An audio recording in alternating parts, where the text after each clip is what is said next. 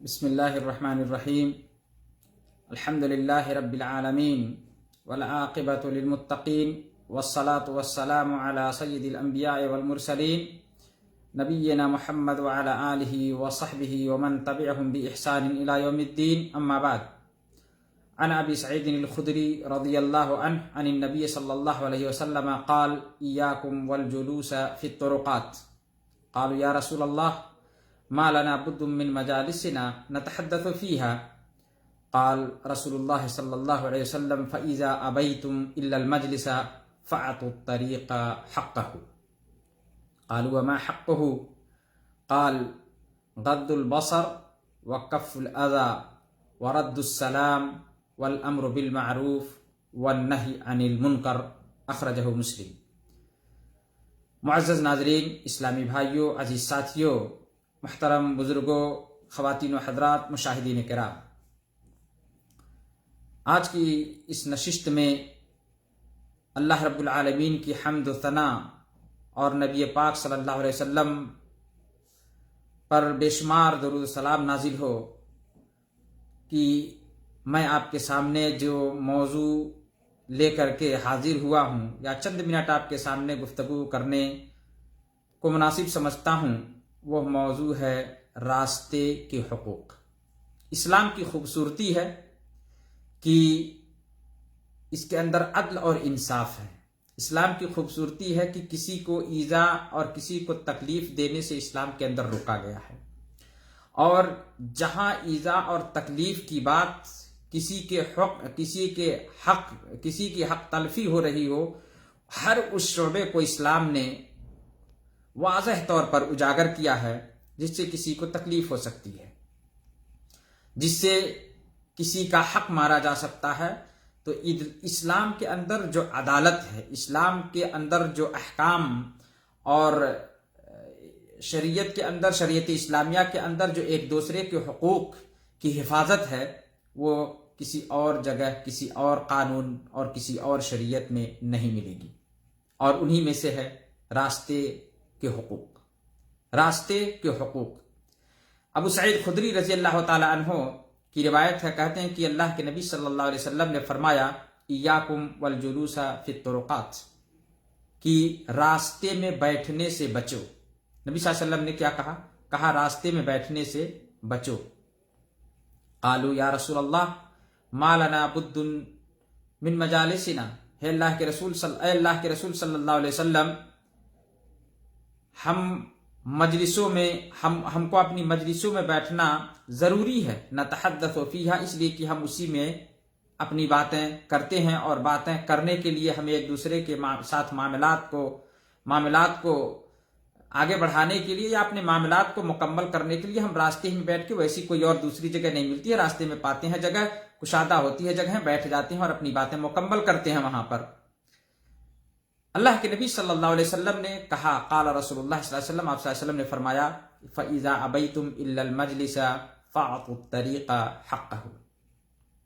آپ صلی اللہ علیہ وسلم نے کہا کہ اگر ایسی بات ہے، بیٹھنا ہی، اس کے علاوہ کہیں جگہ نہیں، یا بیٹھنا ہی ضروری ہے، اور جب نہیں مانتے تو جان لو کہ راستے کا حق ادا کرو. فَأَعْطُوا الطَّرِيقَ حَقَّهُ، راستے کا حق ادا کرو. اگر راستے میں بیٹھتے تو اس کا حق ادا کرو.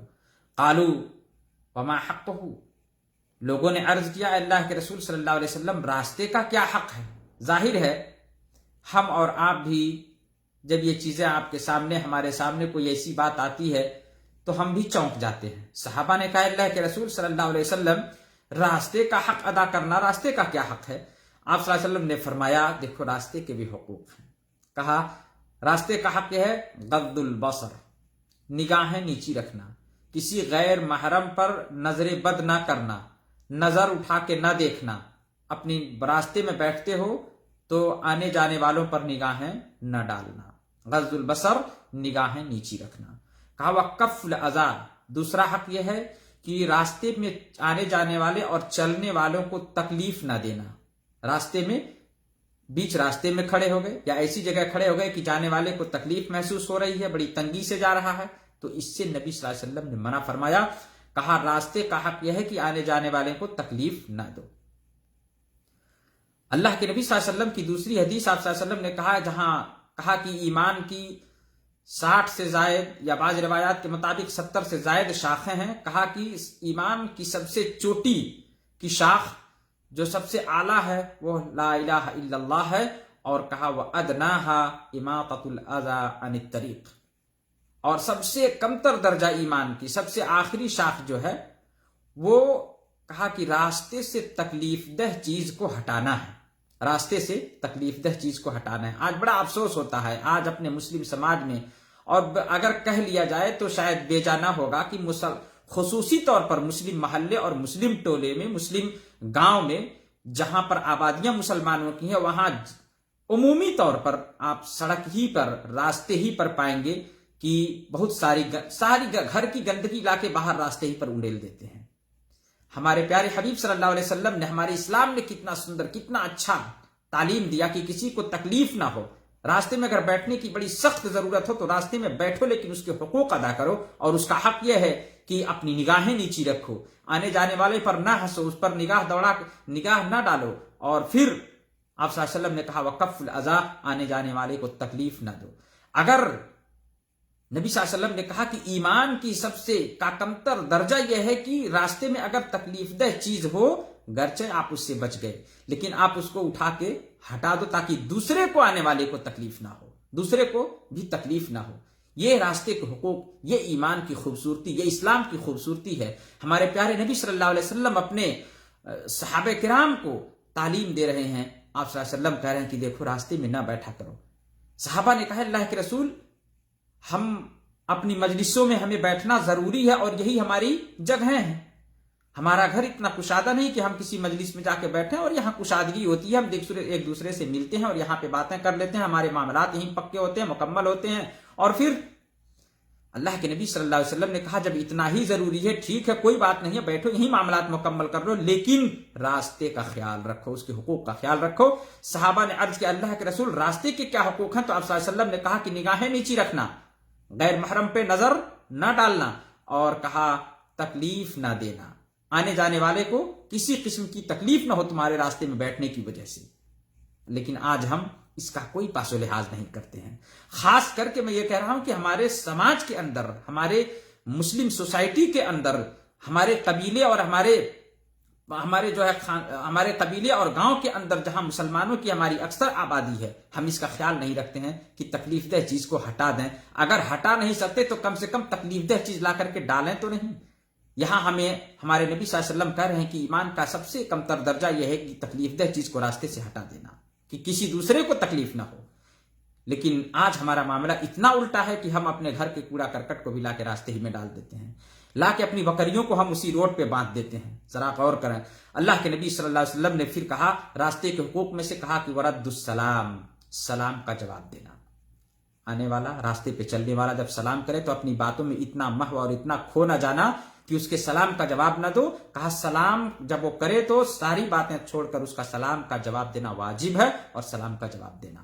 والامر بالمعروف، کہا اور نیکی کا، بھلائی کا حکم کرنا، بھلائی کا، اچھے کام کرنے کا حکم دینا. والنہی عن المنکر، ظاہر ہے راستے میں کوئی جاتا ہو اگر بھلائی کا کام، اس کو بھلی بات بتا دینا، اور اسی طرح سے نہی عن المنکر، برائی سے منع کرنا، یہ راستے کے حقوق میں سے ہے. اگر کوئی جا رہا ہے اور برا کام کوئی کر رہا ہے، کسی کو دیکھ رہے ہو، اس لیے کہ شاہراہ ہے یا عام راستہ ہے، عام ہے، ہر کوئی بھی جا سکتا ہے، آ سکتا ہے، اور اگر اس کے اندر کمی کوتاہی ہے تو اس پہ نشاندہی کرنا حکمت کے ساتھ، اور اسی طرح سے اس کو بھلائی کرنے کا حکم دینا. یہ نبی پاک صلی اللہ علیہ وسلم نے راستے کے حقوق میں سے کہا کہ یہ راستے کے حقوق ہیں، اس کو ادا کرو. مسلم شریف کی روایت ہے. اللہ تعالیٰ سے دعا کہ اللہ تعالیٰ ہم سب لوگوں کو ہمارے پیارے نبی صلی اللہ علیہ وسلم کی تعلیمات کو سمجھ کر اس پر عمل کرنے والا بنا دے. ہمارے اندر نبی پاک صلی اللہ علیہ وسلم سے جس قدر ہم محبت کرتے ہیں، اس محبت کی صحیح ہمیں حقیقی طور پر محبت کرنے والا، آپ کے فرمان کو مان کر کے حقیقی محبت کرنے والا بنا دے. اللہ ہمارے دلوں کو روشن کر دے.